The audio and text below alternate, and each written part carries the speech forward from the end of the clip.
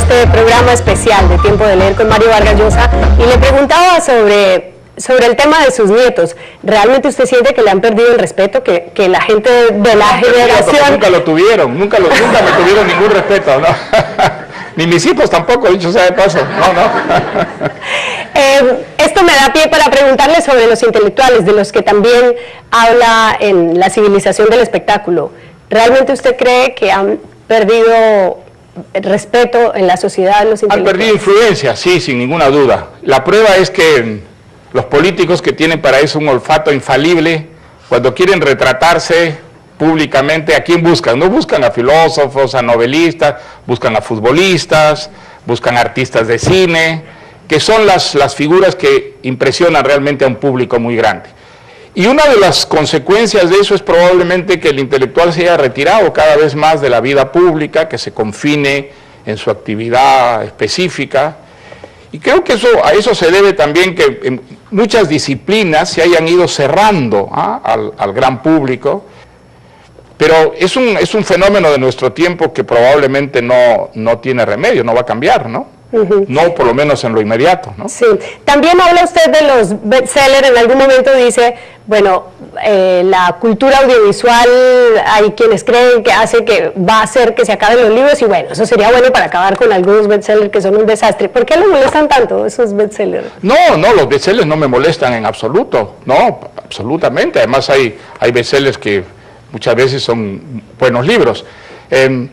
Digamos, la cultura del bestseller es distinta, es decir, solamente leer aquellos libros que tienen un éxito, digamos, cuantitativo, sí me parece peligroso. Bueno, probablemente en el mundo entero las listas de bestsellers, no en su totalidad, pero en su gran mayoría, son de puro entretenimiento, en el sentido más superficial y pasajero, transitorio de la palabra. No me parece mal que existan los bestsellers y exista al mismo tiempo una literatura seria. Ambas cosas pueden coexistir, siempre han coexistido.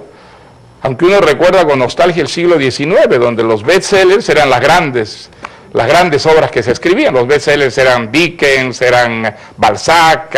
Yo creo que ese fue un momento para la literatura y para la sociedad de un cierto apogeo, ¿no? Aquí fue Pedro Suárez Vértiz el año pasado. Sí.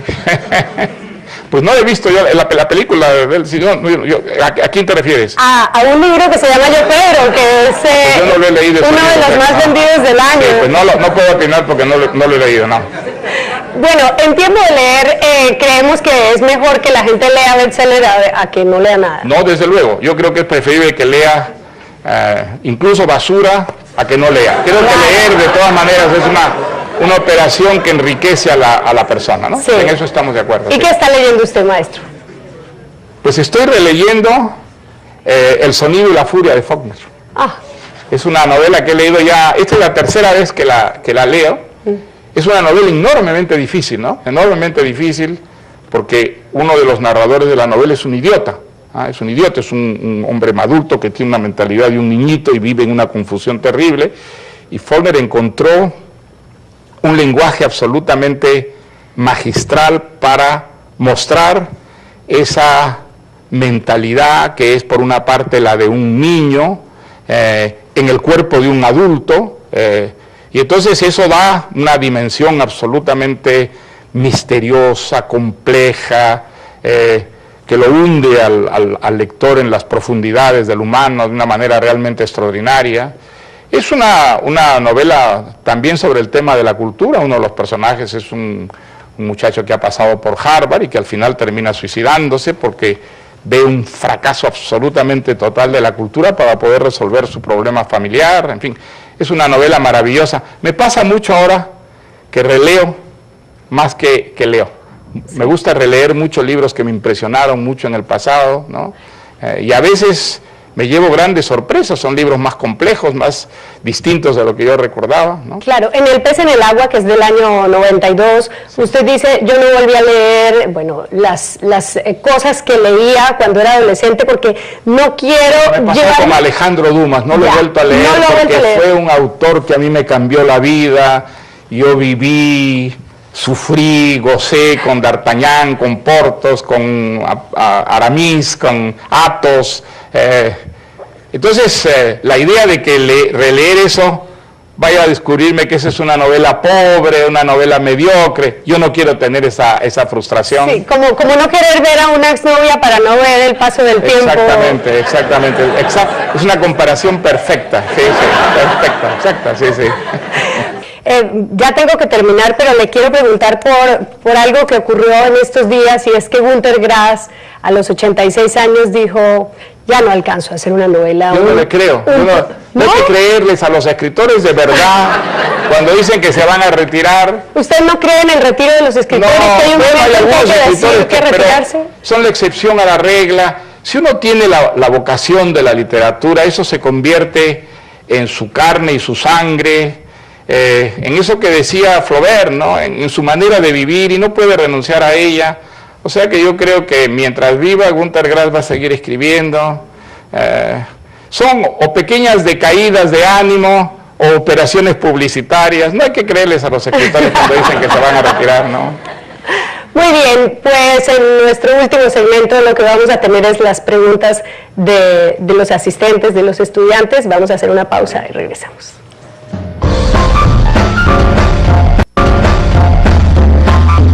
Continuamos en Tiempo de Leer, y ahora es espacio para que nuestros invitados, los estudiantes de las universidades, le formulen sus preguntas al escritor Mario Vargas Llosa. ¿Cree usted que la literatura sea todavía una alternativa a los discursos hegemónicos? Y si fuera así, ¿puede competir la literatura contra los medios de prensa en el Perú? En otras palabras, ¿la literatura nos llevará a la democracia? Yo creo que la literatura necesita de la democracia para poder transformarse, cambiar, crecer y ejercer una influencia positiva sobre una sociedad. Apenas en una sociedad la libertad desaparece o se ve coactada, la literatura inmediatamente empieza a funcionar de una manera muy crítica. El aspecto crítico de la literatura salta a la luz. De pronto la literatura se convierte inmediatamente en una forma de resistencia, porque la literatura expresa justamente la diversidad humana, expresa la insatisfacción humana. La literatura expresa aquello que no tenemos, que quisiéramos tener, y que por eso lo inventamos y lo leemos, que es una manera de vivirlo. Un gusto, señor Mario. Mariciela Guinaga, de la Universidad de San Marcos. Quisiera preguntarle, ¿no? Sí, mi alma mater, San Marcos, sí. Por supuesto. Y quisiera preguntarle, ¿no? En contraposición con la primera pregunta, que empieza con su primera novela, acerca de su último libro, ¿no? El héroe discreto, para ver si usted tenía la intención de quizá tener un acercamiento más especial con aquellos lectores cómplices, esos lectores que venimos siguiendo su obra, ¿no? Al incorporar personajes de su tradición pasada, ¿no? Y por qué de repente podría venir ese inconformismo con aquellos personajes que siempre vuelven y vuelven, como Rigoberto y Lucrecia. Mire, tal vez algunos escritores tienen en mente un tipo de lector al que quisieran llegar con sus historias. Yo no quiero pensar en el lector, ¿ah? Estoy tan concentrado en lo que estoy haciendo, estoy tan preocupado por encontrar una manera de contar la historia que quiero contar, que sea persuasiva, que realmente dé la ilusión de vida, que no pienso en lo que pueda pasar luego con la novela. Creo que nunca en todas las obras de ficción que llevo escritas, me he preocupado por lo que puede ocurrir después cuando el libro está publicado, o tratar de escribir de una manera de llegar mejor a los lectores. No, creo que esa preocupación no la he tenido nunca escribiendo, ¿no? ¿Qué tal? Buenas tardes, mi nombre es Diana Hidalgo, soy de la Universidad Peruana de Ciencias Aplicadas. Bueno, este año, el 2014, es un año donde se celebran el centenario de algunos escritores importantes, como es el caso del escritor Julio Cortázar, que sé que usted tuvo cierta amistad con él, sí. Y yo quería preguntarle en ese contexto, ¿qué cree usted que hace que un escritor y su obra tenga tanta vigencia varios años después de su muerte? Pues mire, cuando una obra es importante, cuando conquista a los lectores, es porque esa obra viene a satisfacer una necesidad, ¿ah? Una necesidad que estaba allí formulada, que nadie divisaba con claridad, pero esa obra justamente permite que descubramos esa necesidad y de alguna manera sintamos que esa obra la llena, la resuelve. Creo que eso es lo que pasó con Julio Cortázar. Julio Cortázar era un gran escritor, sin ninguna duda, y yo recuerdo sobre todo lo que fue la aparición de Rayuela, cuando sale Rayuela en los años 60, es una verdadera revolución en el mundo de lengua española, sobre todo para lectores jóvenes, les descubre un mundo, incorpora a la literatura algo que no era frecuente para nada en nuestra literatura, en América Latina, el juego, por ejemplo. Creo que Cortázar tenía, por otra parte, una prosa tan clara, tan límpida, que parecía una respiración natural, ¿no?, del narrador, que era capaz de contar cosas muy complejas, extremadamente, digamos, difusas a veces, y al mismo tiempo le daba al lector la sensación de entenderlo todo por la limpieza, la pulcritud de esa prosa, ¿no? Entonces, no me extraña, me alegra mucho, creo que es uno de esos casos de un escritor que ha ido creciendo y ha ido creciendo luego de su muerte, y llega hoy día a un público que probablemente no llegó cuando empezaron a aparecer sus cuentos y sus novelas, ¿no? Yo nunca he visto un cambio de personalidad tan extraordinaria como el de Cortázar. Cuando yo lo conocí era muy flaquito. Yo creía que era de mi edad, la primera vez que lo vi, era 22 años mayor que yo, era un caso de Dorian Gray, verdaderamente, ¿no? Sí, lo conocí en París en diciembre del año 1958, una comida en la casa de un peruano que trabajaba en la UNESCO, y me sentaron frente a un muchacho muy flaquito, que yo tenía la impresión que era mi contemporáneo, había publicado un solo libro ya de cuentos, me dijo que muy pronto saldría otro libro de cuentos, yo le conté que iba a salir un libro de cuentos mío, y parecíamos dos aprendices, que empezaban su vida literaria, y al terminar descubrí que era Cortázar. Yo había leído, por ejemplo, sus traducciones de Edgar Allan Poe, maravillosas traducciones, había leído Bestiario, su primer libro de cuentos, y me quedé maravillado de descubrir que Cortázar era ese señor que estaba ahí, y que yo creí que era de mi edad, y tenía 22 años más que yo, ¿no? Vivía muy aislado, no le gustaba hacer vida literaria, vivía con una mujer maravillosamente inteligente, que daba la impresión de saber tanta literatura como él. Las conversaciones entre él y Aurora, su primera esposa, eran tan brillantes que uno tenía la impresión que las habían ensayado antes, porque se pasaban la voz unos a otros, decían siempre cosas inteligentes, habían leído todo, tenían unos gustos tan originales, tan marginales. Era una persona muy interesante, con un desprecio a la política total. Yo me acuerdo que quise presentarle a Juan Goytisolo y me dijo, mira, no es demasiado político para mí, no quiero conocerlo. Y de pronto, un buen día, ese personaje cambió de una manera absolutamente radical, empezó a vivir como en la calle, se interesó enormemente por la política, se dedicó a ser un militante y a vivir, digamos, prácticamente en público, a alguien que era tan celoso de su privacidad, un caso realmente muy interesante. Era una persona realmente que resultaba un privilegio conocerlo, ¿no? Hola, soy Ángela Arce de la Universidad de Lima y mi pregunta es un poco más light. Siempre se le ha vinculado con personajes como el poeta o como Zabalita, como si fueran sus alter ego. ¿Cuál de los personajes reúne más rasgos propios? Y también quería saber con cuál de todos sus personajes se siente más cercano y comprometido. Bueno, yo utilizo, y creo que lo hacen todos los escritores, algunos conscientemente y otros sin tener una clara conciencia, pero utilizo mucho mis propias experiencias a la hora de escribir, desde luego, y entonces algunos de los personajes pues he evocado más experiencias mías que en otros, sin ninguna duda. Esos que tú has citado, el poeta, por ejemplo, sí, sin ninguna duda, es un personaje que tiene mucho de mi vida. Creo que el personaje literario es siempre un híbrido, algo que resulta de combinaciones, de mezclas, en las que la invención, la fantasía seguramente juega el papel primordial, ¿no? Ahora, al mismo tiempo, no soy yo totalmente consciente de esos préstamos que hago de mi propia vida, ¿no? Muchas veces un lector, un crítico puede ver eso con más claridad que el propio autor, ¿no? Buenas tardes, mi nombre es Helen Garnica y soy de la Universidad Nacional Mayor de San Marcos. Mi pregunta giraba en torno a su poética. Durante el Encuentro Internacional de Narradores de América de 1997, usted equiparó la labor escritural con el Catoblepas de La Tentación de San Antonio. Esta escritura fantástica, y de allí mi pregunta, no solo tenía la capacidad de devorar sus patas, sino que también tenía un enorme cráneo pesado y una mirada que indefectiblemente conducía hacia la muerte. Quizá pues la labor del escritor no solamente demande la totalidad de pensamientos y ese continuo acercarse y distanciarse de la vida misma, sino también que absorbe casi todo el tiempo y a su vez es una actividad que siempre genera vida, pero a través de lindar con la muerte. Gracias.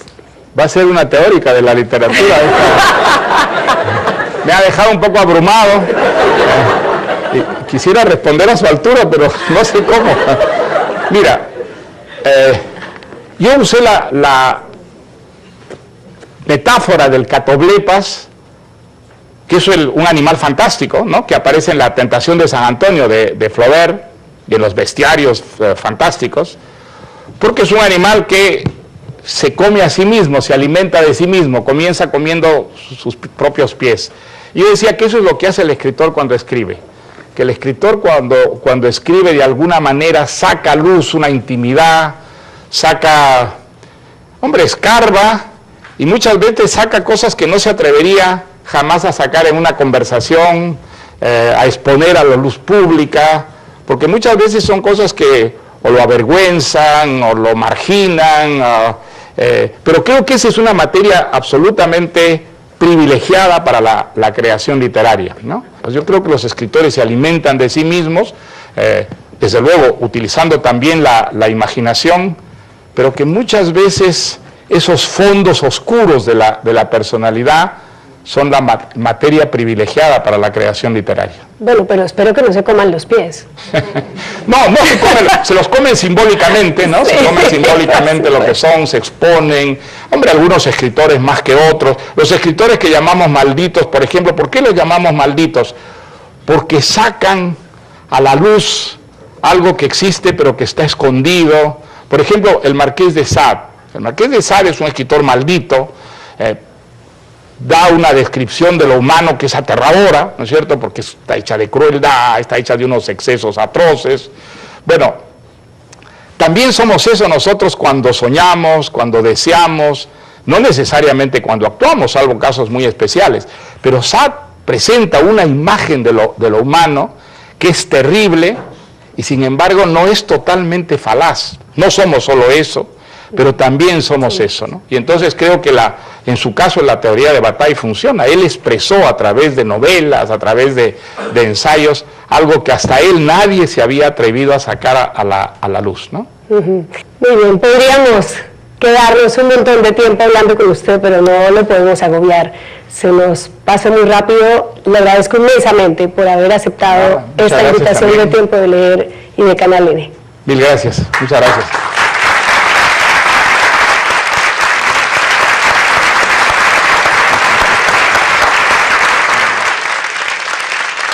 Y recuerde que no lo encuentro en diluvio, sino un libro debajo del brazo. Hasta pronto. La prueba es que los políticos que tienen para eso un olfato infalible, cuando quieren retratarse públicamente, ¿a quién buscan? No buscan a filósofos, a novelistas, buscan a futbolistas, buscan a artistas de cine, que son las figuras que impresionan realmente a un público muy grande. Y una de las consecuencias de eso es probablemente que el intelectual se haya retirado cada vez más de la vida pública, que se confine en su actividad específica. Y creo que a eso se debe también que en muchas disciplinas se hayan ido cerrando al gran público. Seguimos en este programa especial de Tiempo de Leer con Mario Vargas Llosa y le preguntaba sobre el tema de sus nietos. ¿Realmente usted siente que le han perdido el respeto, que la gente de la generación... Nunca lo tuvieron, nunca me tuvieron ningún respeto, ¿no? Ni mis hijos tampoco, dicho sea de paso, no. Esto me da pie para preguntarle sobre los intelectuales, de los que también habla en La civilización del espectáculo. ¿Realmente usted cree que han perdido respeto en la sociedad los intelectuales? Han perdido influencia, sí, sin ninguna duda. Entonces, ir solamente leer aquellos libros que tienen un éxito, digamos, cuantitativo, sí me parece peligroso. Bueno, probablemente en el mundo entero las listas de bestsellers, no en su totalidad, pero en su gran mayoría, son de puro entretenimiento, en el sentido más superficial y pasajero, transitorio de la palabra. No me parece mal que existan los bestsellers y exista al mismo tiempo una literatura seria. Ambas cosas pueden coexistir, siempre han coexistido, aunque uno recuerda con nostalgia pero es un fenómeno de nuestro tiempo que probablemente no tiene remedio, no va a cambiar, ¿no? No, por lo menos en lo inmediato, ¿no? Sí. También habla usted de los bestsellers, en algún momento dice, bueno, la cultura audiovisual, hay quienes creen que va a hacer que se acaben los libros, y bueno, eso sería bueno para acabar con algunos bestsellers que son un desastre. ¿Por qué le molestan tanto esos bestsellers? No, los bestsellers no me molestan en absoluto, no, absolutamente. Además hay bestsellers que muchas veces son buenos libros. Digamos, la cultura del bestseller es distinta. En el siglo XIX, donde los bestsellers eran las grandes obras que se escribían. Los bestsellers eran Dickens, eran Balzac. Yo creo que ese fue un momento para la literatura y para la sociedad de un cierto apogeo, ¿no? Aquí fue Pedro Suárez Vértiz el año pasado. Sí. Pues no he visto yo la película de él. ¿A quién te refieres? A un libro que se llama Yo Pedro, que es pues yo no lo he leído, uno de los más vendidos del año. Sí, pues no puedo opinar porque no lo he leído, no. Bueno, en tiempo de leer, creemos que es mejor que la gente lea